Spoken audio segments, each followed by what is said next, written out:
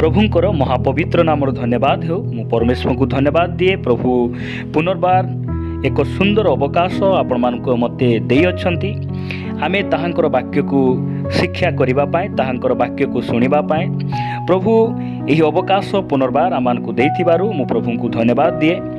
आजर सेवा कार्य यही नूतन प्रसंग रे मु आपण समस्त को प्रभु यीशु ख्रीष्टंकर अति पवित्र और बहुमूल्य नाम रे स्वागत जणाए। आजिर प्रसंग मु आपण मानक निकट रे जहा रखिबा पाई चाहे से प्रसंगर शीर्षक हला आपण काहार बंधु अटंती। आपण काहार बंधु अटंती एही प्रसंग को नहीं आमे परमेश्वर वाक्य ठारू अल्प समय कथबार्ता हेबा। प्रिय प्रभुंक लोक माने आपण निश्चित भाव में जानिथिबे जुलाई मासर 30 तारिख दिन संपूर्ण पृथ्वी रे बंधुत्वर दिवस बा वर्ल्ड फ्रेंडशिप डे भाव में अनेक सेलिब्रेट करती। आउ अगस्ट मासर 7 तारिख सही दिन को अर्थात आज दिन को भारत रे मध्य बंधुत्वर दिवस भाव में अनेक सेलिब्रेट करती। आउ आजिर एही अगस्ट मास 7 तारिख को इंडियन फ्रेंडशिप डे भाव में अनेक लोक पालन करती। तो आज दिन में परमेश्वर वाक्य मु आपण मान निकट में केतोटी वाक्य पढ़ी आपण मान उत्साहित करने चाहे। आज प्रसंग जहाँ आपण ठीक शुणिथिबे आज प्रसंग है आपण काहार बंधु अटंती। आसंतु आमे परमेश्वर वाक्य एक अंश पाठ करू करू आमे आग को बढ़िबा। जोहन लिखित सुसमाचार 15 अध्याय 15 पद एठारे ए प्रकार लिखा जाए, मु तुम्भमानंकु आउ दास बोली कहू नाही, कारण कर्ता कौन करती दास ताहा जाने नहीं, किंतु मु तुम्भमानंकु बंधु बोली कहिअछि, कारण मु मोहर पितांक ठारो जहा जहा शुणी अछि से सबु तुममानंकु जणाई अछि। प्रभुंकर गौरव हो। प्रभु यीशु ख्रीष्ट सी आम्भ मानकु दास भाव में मनोनीत करि नाहंती, आम्भ मानकु से बंधु बोली कहंती, कारण एही पृथ्वी रे जदि प्रकृत बंधु उत्तम बंधु जदि केही अछंती से होचंती प्रभु यीशु ख्रीष्ट। आपण ख्रीष्टन को निजर बंधु करिसंती कि? आपण ख्रीष्टन को निजर बंधु बोली आपण जानती कि?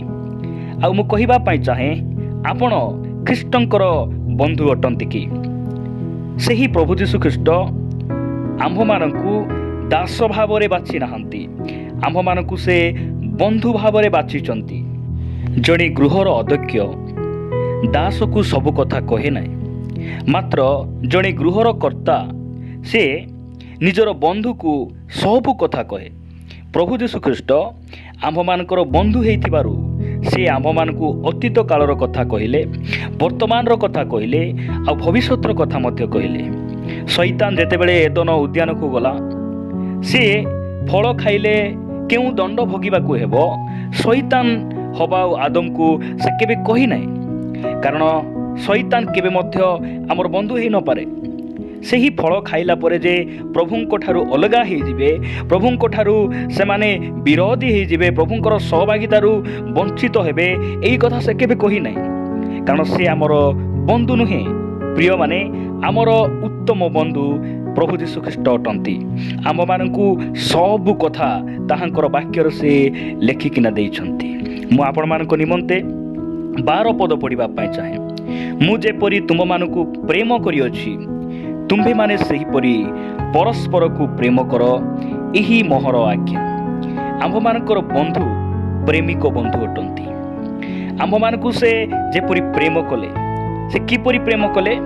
आम मानकु मिठा दी प्रेम करि नाहंती, आम मानकु से ए प्रकार कोनसी गिफ्ट कोनसी उपहार दे से आमको प्रेम करि नाहंती, से आम मानकु निज जीवन को दे से प्रेम करिसंती। सेति पय 13 पदरे से कहउचंती, आपणा बंधु मानक निमंते निज प्राण दान करिबा अपेक्षा काहारी आउ अधिक श्रेष्ठ प्रेम नाही। प्रिय प्रभुंक लोक माने आम मानकर बंधु वर्ग माने से माने केते बेले आमर गृह को आसंती, जेते बेले आमाने भोजी भात करू, ଯେତେବେଳେ ଆମେ ପର୍ବପର୍ବାଣୀ କରୁ ସେହି ସମୟରେ ଆମମାନଙ୍କର ବନ୍ଧୁମାନେ ଆସନ୍ତି ଆଉ ସେମାନେ ଆମମାନଙ୍କୁ ଗିଫ୍ଟ କିଛି ଆଣିକିନା ଦିଅନ୍ତି, କିଛି ପଇସା ଦିଅନ୍ତି।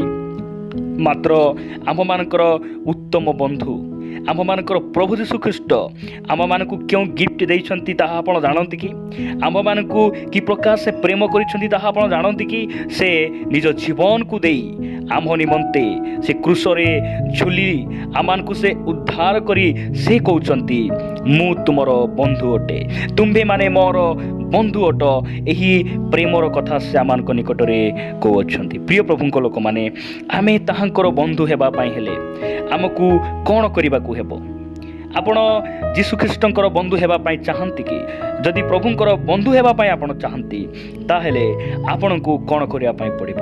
14 ପଦରେ ସେ କହୁଛନ୍ତି, ଯୋହନ ଲିଖିତ ସୁସମାଚାର 15 ଅଧ୍ୟାୟ 14 ପଦରେ ସେ କହୁଛନ୍ତି, ମୁଁ ତୁମ୍ଭମାନଙ୍କୁ ଯେଉଁ ଆଜ୍ଞା ଦେଇଅଛି ତାହା ଯଦି ପାଳନ କର ତେବେ ତୁମ୍ଭେମାନେ ମୋର ବନ୍ଧୁ ଅଟ। ପ୍ରିୟମାନେ, ପ୍ରଭୁଙ୍କର ଇଚ୍ଛା ଅନୁଯାୟୀ ଯେତେବେଳେ ଆମେ ଜୀବନ ବିତାଉ ତାହାଙ୍କର ଆଜ୍ଞାକୁ ଆମେ ପାଳନ କରୁ। କେଉଁ ଆଜ୍ଞା? ଯାହା ସେ କହିଲେ, ମୁଁ ତୁମମାନଙ୍କୁ ଯେପରି ପ୍ରେମ କରିଅଛି ତୁମ୍ଭେମାନେ ସେହିପରି ପରସ୍ପରକୁ ପ୍ରେମ କର। ଏହି କଥା ଯେତେବେଳେ ଆମେ ପାଳନ କରିବୁ ଆଉ ଆମ୍ଭେମାନେ ତାହାଙ୍କର ବନ୍ଧୁ ହେଇଯିବୁ। ପ୍ରିୟମାନେ, ମୁଁ ପ୍ରଭୁଙ୍କ ଦାସ ଭାବରେ ଆପଣମାନଙ୍କୁ କହିବା ପାଇଁ ଚାହେଁ, ମୋର ଏପରି ସମୟ ଥିଲା, ଅନେକ ବନ୍ଧୁମାନେ ଥିଲେ, ମୁଁ ଅନେକଙ୍କ ସହିତ ବନ୍ଧୁତା ସ୍ଥାପନ କରିଥିଲି। ମାତ୍ର ମୋର ଦୁଃଖ ସମୟରେ, ମୋର ଅଭାବ ସମୟରେ, ମୋର ରୋଗ ସମୟରେ କେଉଁ ବନ୍ଧୁମାନେ ମଧ୍ୟ ଦେଖାଗଲେ ନାହିଁ। ଏପରିକି ଯେଉଁ ବନ୍ଧୁମାନଙ୍କ ସହିତ ମୁଁ ମିଶିଥିଲି ସେହି ବନ୍ଧୁମାନଙ୍କ ସହିତ ମିଶିବା ଦ୍ୱାରା ମୋର ଉନ୍ନତି ହେଇନାହିଁ। ମୋ ଜୀବନରେ ଅନେକ କ୍ଷତି ସହ୍ୟ କରିଛି, ମୋ ଜୀବନରେ ଅନେକ କ୍ଷତି ଘଟିଛି, ଅନେକ ଅବନତି ଘଟିଛି। ମାତ୍ର ଯେ କି ସ୍ୱର୍ଗର ଉତ୍ତମ ବନ୍ଧୁ, ତାହାଙ୍କ ସହିତ ମୁଁ ଯେବେ ବନ୍ଧୁତା କଲି ଆଉ ସେ ବନ୍ଧୁ ମୋତେ ସେ ଉନ୍ନତି ଆଡ଼କୁ ନେଲେ, ମୋର ଆତ୍ମିକ ଜୀବନ ସଜାଡ଼ି ହେଇଗଲା। ଆଜି ଆମେ ନ ଜାଣି ଅନେକଙ୍କ ସହିତ ଆମେ ବନ୍ଧୁତା କରୁଛୁ ଆଉ ସେହି ବନ୍ଧୁମାନଙ୍କ କଥାରେ ଚାଲିବା ଦ୍ୱାରା ଆଜି ଅନେକ କ୍ଷୟକ୍ଷତି ଜୀବନରେ ଘଟୁଛି। ଆମେ ନର୍କ ଆଡ଼କୁ ଧାଇଁବାର ସମ୍ଭାବନା ରହିଛି, ନର୍କର ଯନ୍ତ୍ରଣା ଭୋଗିବାର ସମ୍ଭାବନା ରହିଛି।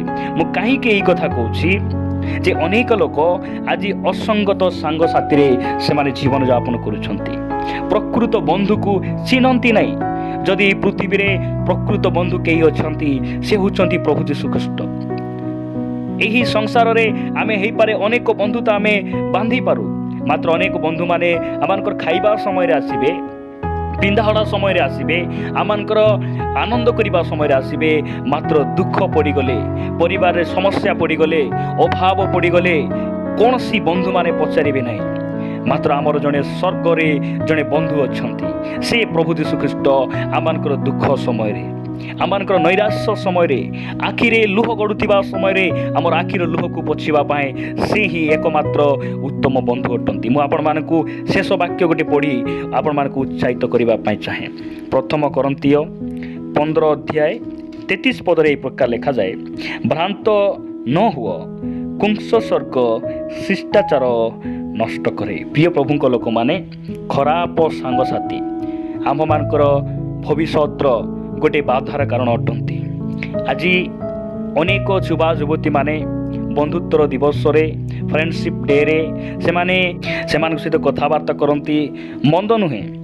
କିନ୍ତୁ ଆମେ ଆମର ପ୍ରକୃତ ବନ୍ଧୁଙ୍କୁ ଆମେ ଜାଣିବା ଆବଶ୍ୟକ ରହିଛି।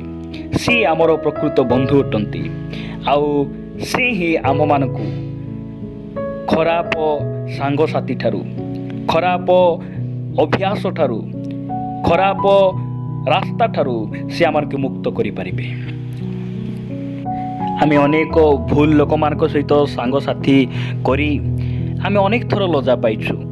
ମାତ୍ର ପ୍ରଭୁ ଯୀଶୁଖ୍ରୀଷ୍ଟଙ୍କ ସହିତ ଯେତେ ଜଣ ବି ତାହାଙ୍କର ଶିଷ୍ୟମାନେ ହୁଅନ୍ତୁ, ଆଦ୍ୟ ମଣ୍ଡଳୀର ବିଶ୍ୱାସୀମାନେ ହୁଅନ୍ତୁ, ତାହାଙ୍କର ପ୍ରେରିତ ଦାସମାନେ ହୁଅନ୍ତୁ, କେହି ବି ତାଙ୍କ ସହିତ ଯେଉଁମାନେ ବନ୍ଧୁ କଲେ ସେମାନେ କେବେ ଲଜ୍ଜିତ ହୋଇନାହାନ୍ତି।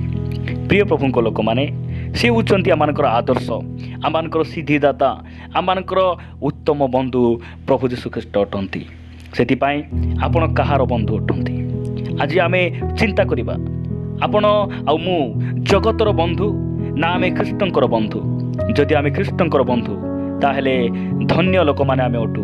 କାରଣ ଏହି ପ୍ରକାର ଜଣେ ବ୍ୟକ୍ତି ସହିତ ଆମେ ବନ୍ଧୁତା କରିଛୁ, ଯେଉଁ ବନ୍ଧୁ କି ଆମର ଦୁଃଖ ସମୟରେ, ଆମର ଅଭାବ ସମୟରେ, ଆମେ ଚିନ୍ତାରେ ପଡ଼ିଥିବା ସମୟରେ ଆମର ସହିତ ସେ ଠିଆ ହେବେ, ଆମର ଦୁଃଖରେ ସେ ସାମିଲ ହେବେ, ଆମର ଅଭାବରେ ସେ ସାମିଲ ହେବେ।